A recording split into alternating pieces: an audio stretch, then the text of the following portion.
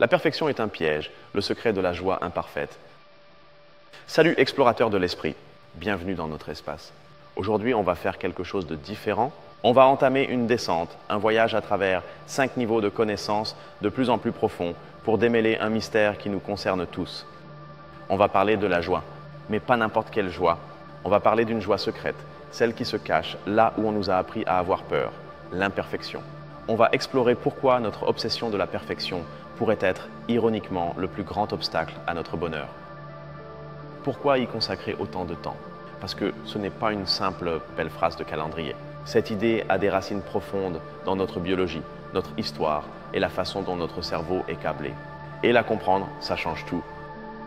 Je te promets une chose, si tu restes avec moi jusqu'à la fin de ce voyage, ta façon de voir tes erreurs, tes échecs et ces parties de ta vie que tu considères désordonnées sera transformée pour toujours. Commençons notre descente. Niveau 1, la surface du connu. La première chose qui nous vient à l'esprit quand on parle de la beauté dans l'imperfection est probablement un concept japonais. Ça s'appelle le wabi-sabi. En substance, c'est l'idée de trouver la beauté dans les choses qui ne sont pas parfaites, qui sont modestes et qui ne durent pas éternellement. Pense à une tasse de thé en céramique qui s'est fissurée et a été réparée. Pour le wabi-sabi, cette fissure n'est pas un défaut. Elle fait partie de son histoire et la rend unique et plus précieuse. Un autre aspect très populaire aujourd'hui est l'idée de la vulnérabilité, grâce à des chercheuses comme Brené Brown. La vulnérabilité, c'est fondamentalement le courage de se montrer tel qu'on est, avec nos doutes et nos insécurités, plutôt que de prétendre être invincible. Dans notre quotidien, la lutte contre l'imperfection se manifeste par cette peur paralysante de commettre une erreur au travail ou cette tendance à repousser un projet personnel encore et encore en attendant le moment parfait pour commencer. Un exemple que nous comprenons tous, la différence entre un pull neuf, rigide et parfait et ton vieux pull préféré, celui qui a des bouloches, qui est un peu détendu, mais qui te procure une sensation de confort et de chaleur que le neuf ne peut égaler. C'est ça, la chaleur de l'imparfait. Et bien sûr, il y a la pression culturelle moderne. Surtout avec les réseaux sociaux, où il semble que tout le monde vive une vie parfaite, avec des voyages parfaits, des corps parfaits et des relations parfaites. Une illusion de perfection impossible à maintenir a été créée.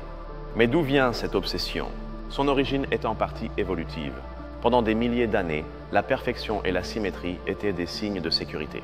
L'imperfection, en revanche, pouvait être un signe de danger. Imagine nos ancêtres dans la savane. Un fruit à la forme et à la couleur parfaite était probablement sûr à manger. Un fruit avec des taches étranges ou une forme irrégulière pouvait être pourri ou empoisonné. Notre cerveau a développé un biais, une préférence pour ce qui est ordonné et prévisible, comme un raccourci pour survivre. Donc c'est ce que nous voyons en surface, une appréciation pour des concepts comme le wabi-sabi, une peur de commettre des erreurs et une immense pression sociale. C'est la pointe de l'iceberg.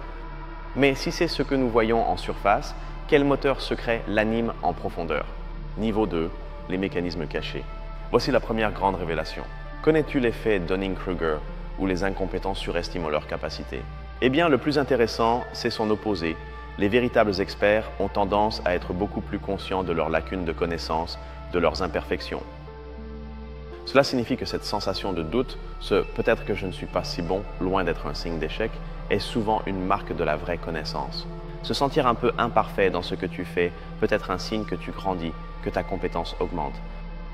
Et voici l'application pratique, l'opportunité. Quand tu ressens ce doute, ce syndrome de l'imposteur, au lieu de te paralyser, tu peux le réinterpréter. Tu peux le voir comme un signe que tu es à la frontière de tes connaissances. Et c'est justement là que le véritable apprentissage se produit. Un scientifique qui, après un résultat réussi, continue de questionner sa propre méthode a plus de chances de découvrir une vérité plus profonde qu'un autre qui accepte le premier résultat parfait sans hésiter. Ce doute est son moteur. Maintenant, le risque. Le danger est de confondre la confiance débordante et sans nuance d'un novice avec la véritable expertise. Si nous ne comprenons pas que le doute accompagne l'expert, nous devenons vulnérables aux charlatans. Pense au gourou financier typique des réseaux sociaux qui te promet des gains sûrs et mirobolants sans risque. Compare-le à un investisseur professionnel qui te parlera constamment de la volatilité, des risques et de l'incertitude du marché. En qui as-tu le plus confiance? Maintenant, parlons d'une règle invisible qui régit notre biologie, l'homéostasie. L'homéostasie est le principe par lequel notre corps cherche un équilibre dynamique constant. Il ne cherche pas un état parfait et statique. Ta température corporelle, ton niveau de sucre, tout fluctue avec de petites erreurs que le corps corrige sans cesse. Un état parfaitement statique, sans ces fluctuations, serait la mort. L'exemple parfait est d'apprendre à faire du vélo. Tu ne trouves pas un point d'équilibre parfait et tu y restes. L'acte de s'équilibrer est un constant, presque tombé. Tu penches un peu à gauche et tu corriges, un peu à droite et tu corriges. Ce chancellement imparfait est l'équilibre. Parlons de la structure de notre cerveau. Le psychologue et prix Nobel Daniel Kahneman parle de deux systèmes, un rapide, intuitif et émotionnel, et un autre lent, analytique et rationnel. Cela se connecte à un curieux biais cognitif, une sorte de défaillance dans notre perception, appelée l'effet de projecteur ou effet spotlight. Ce biais est la croyance que nos erreurs et nos défauts sont bien plus notoires pour les autres qu'ils ne le sont réellement. Notre système cérébral rapide et égocentrique suppose que la honte intense que nous ressentons à l'intérieur est aussi intense pour ceux qui nous voient. Mais c'est une erreur de calcul massive. Pour contrecarrer cela, il y a une stratégie mentale très puissante, la règle du 10, 10, 10. Quand tu commets une erreur qui te mortifie, force-toi à te demander « Est-ce que cela aura de l'importance dans 10 minutes, dans 10 mois et dans 10 ans ?» Au moment où tu sens ce projecteur de la honte sur toi, fais l'effort conscient d'activer cette question. C'est une façon d'utiliser ton cerveau lent et rationnel pour calmer la panique du cerveau rapide. Il existe une ancienne coutume japonaise qui illustre tout cela de manière magistrale, l'art du kintsugi. Le kintsugi consiste à réparer des objets en céramique brisés en remplissant les fissures avec de l'or. La philosophie derrière cela est que les cassures et les réparations font partie de l'histoire de l'objet. Non seulement elles ne sont pas cachées, mais elles sont mises en valeur, rendant l'objet plus beau et plus fort qu'avant. Nos cicatrices sont nos veines d'or. De tout cela, nous pouvons tirer une déduction clé pour la vie. La quête de la perfection est la quête d'un état final et statique dans un univers fondamentalement dynamique et changeant. Par conséquent, la règle générale pour la vie n'est pas d'éviter de se briser, c'est de devenir incroyablement bon à se réparer. Il y a des choses qui non seulement survivent au coup, mais qui deviennent plus fortes et meilleures grâce à eux. Dans la vraie vie, cela signifie qu'au lieu de fuir les erreurs, nous devrions les voir comme des informations précieuses. Chaque fissure dans notre plan est une opportunité de reconstruire avec de l'or, d'apprendre et de devenir plus résilient. Comprendre ces mécanismes change tout. Le doute, le chancellement, les fissures, soudain ils cessent d'être des signes que quelque chose ne va pas et deviennent des signes que nous sommes vivants et en plein processus de croissance. Mais si tu pensais que c'était déjà clair, prépare-toi, car ici l'histoire tourne au véritable chaos. Niveau 3, le chaos de la réalité. Entrons dans la première grande controverse, le débat sur notre moi authentique face à notre moi édité, surtout dans le monde numérique. D'un côté, il y a ceux qui soutiennent que ne montrer que les moments parfaits de nos vies est une forme de tromperie qui nuit à la santé mentale collective. De l'autre, il y a ceux qui défendent que chacun a le droit de présenter la version de soi qu'il souhaite comme une forme d'expression personnelle. Ce qui est en jeu ici est un conflit fondamental entre la responsabilité sociale pour le bien-être des autres et la liberté individuelle de contrôler notre propre narration. Maintenant, nous allons défier une croyance très populaire, l'idée que la vulnérabilité est toujours et en toutes circonstances une bonne chose. Le mythe à démonter est que la vulnérabilité consiste à tout raconter à tout le monde. Ce n'est pas de la vulnérabilité, c'est un excès d'exposition sans limite qui peut même être dangereux. La vraie vulnérabilité, celle qui crée du lien, nécessite un ingrédient clé, la confiance mutuelle. On aime l'idée de l'authenticité totale parce que ça ressemble à un raccourci. Elle promet une connexion instantanée et profonde, sans le travail lent et parfois difficile de construire une vraie confiance avec les gens petit à petit. Et ici, nous trouvons un paradoxe douloureux, le paradoxe de l'auto-assistance. Le simple fait d'essayer de réparer nos imperfections peut nous amener à nous obséder encore plus avec elles, nous faisant nous sentir plus mal qu'au début. Cela nous confronte à un dilemme philosophique sans réponse facile. Avons-nous l'obligation morale de nous efforcer d'être notre meilleure version? Ou y a-t-il une vertu supérieure dans l'acceptation radicale de qui nous sommes, avec toutes nos lumières et nos ombres? Adoptons un instant un point de vue critique et regardons l'industrie gigantesque du développement personnel qui brasse des milliards de dollars par an. L'objection éthique que nous pouvons soulever est la suivante. Dans quelle mesure cette industrie profite-t-elle de nos insécurités? Vend-elle un remède à une maladie qu'elle contribue elle-même à propager en nous rappelant constamment que nous sommes brisés et que nous avons besoin d'être réparés? Et il y a une autre controverse fascinante, cette fois dans l'éducation. Au moment d'élever ou d'enseigner à un enfant, que devons-nous louer? L'effort, qui est un processus imparfait et plein d'erreurs, ou le résultat, la note parfaite?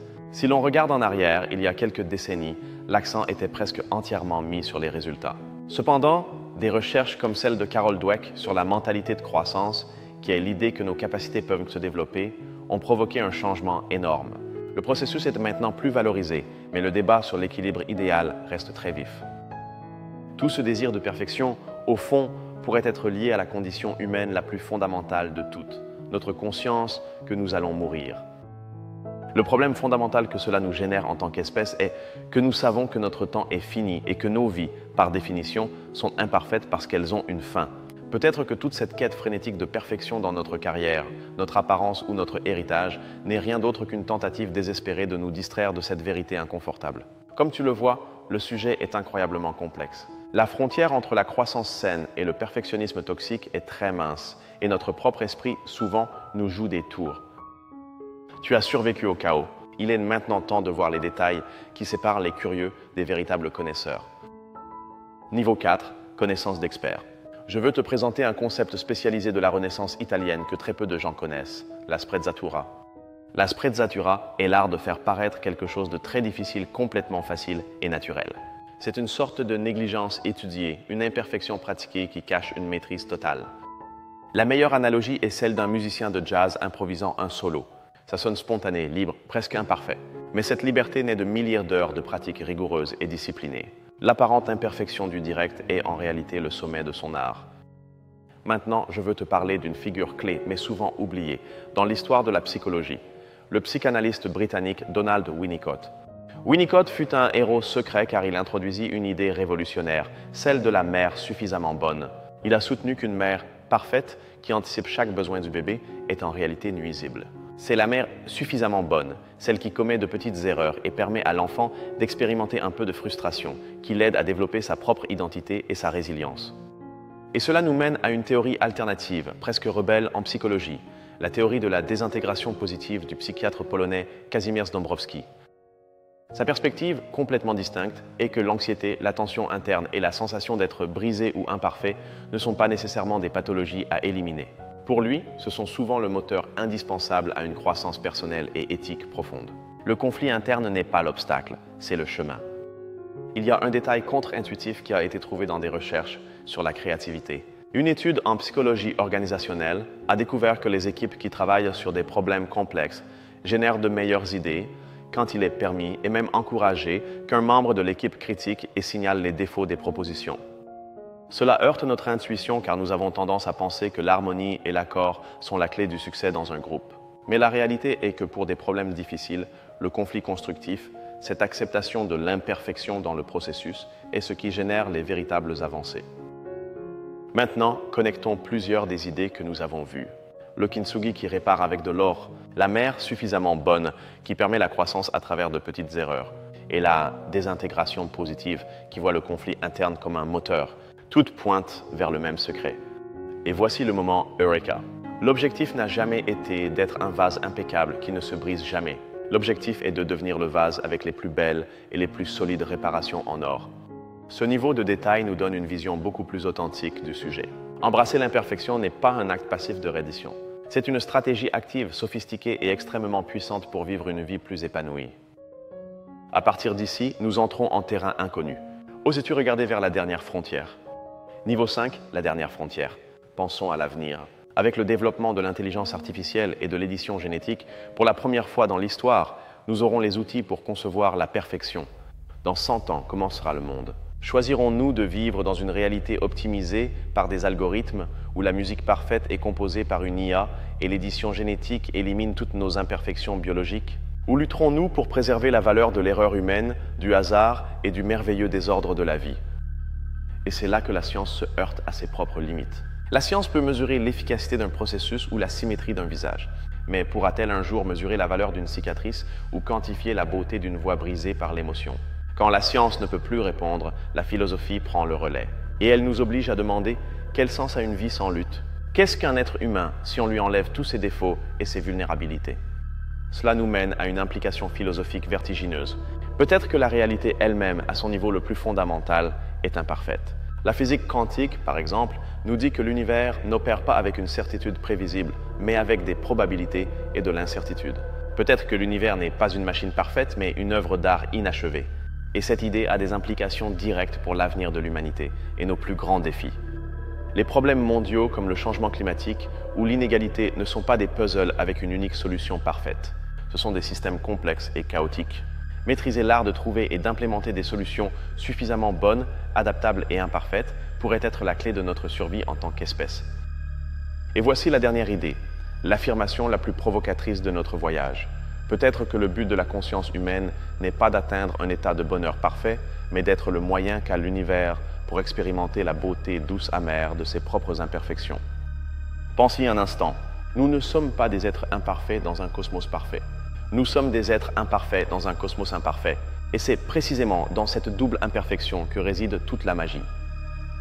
Et avec cette pensée, notre descente à travers les 5 niveaux de connaissance est terminée. Respire profondément et contemple un instant le panorama complet. Regarde tout le chemin que nous avons parcouru. Te souviens-tu comment nous avons commencé? En parlant de cette sensation si simple et familière, de cette peur quasi instinctive de commettre une erreur. Souviens-toi de ce nœud au ventre quand tu te rends compte qu'il y a un défaut dans quelque chose que tu as fait, dans quelque chose que tu es. Maintenant, mets cette sensation en contraste direct avec l'idée étonnante que l'univers entier pourrait être une magnifique symphonie imparfaite et que nous sommes ici pour écouter sa musique. Nous avons voyagé de la peur d'une simple erreur jusqu'à la contemplation de notre but cosmique. C'est le pouvoir d'oser approfondir, de ne pas rester en surface. Quelle idée de tout ce voyage t'a le plus marqué? Est-ce l'art de réparer avec de l'or la figure de la mer suffisamment bonne ou autre chose? Je tiens à te remercier de tout cœur d'avoir investi ton temps et ta précieuse attention dans ce voyage avec moi. J'adorerais lire tes réflexions et tes propres histoires de joie imparfaites dans la section des commentaires. Si ce voyage a allumé une étincelle en toi, je t'invite à t'abonner pour ne pas manquer nos prochaines explorations. Et si tu ne penses pas que quelqu'un a besoin d'entendre ce message, partage-lui la vidéo. Continue à questionner, continue à explorer et n'oublie jamais que tes plus grandes forces pourraient être cachées dans tes plus beaux défauts. Et si ta prochaine erreur était le début de ton chef-d'œuvre,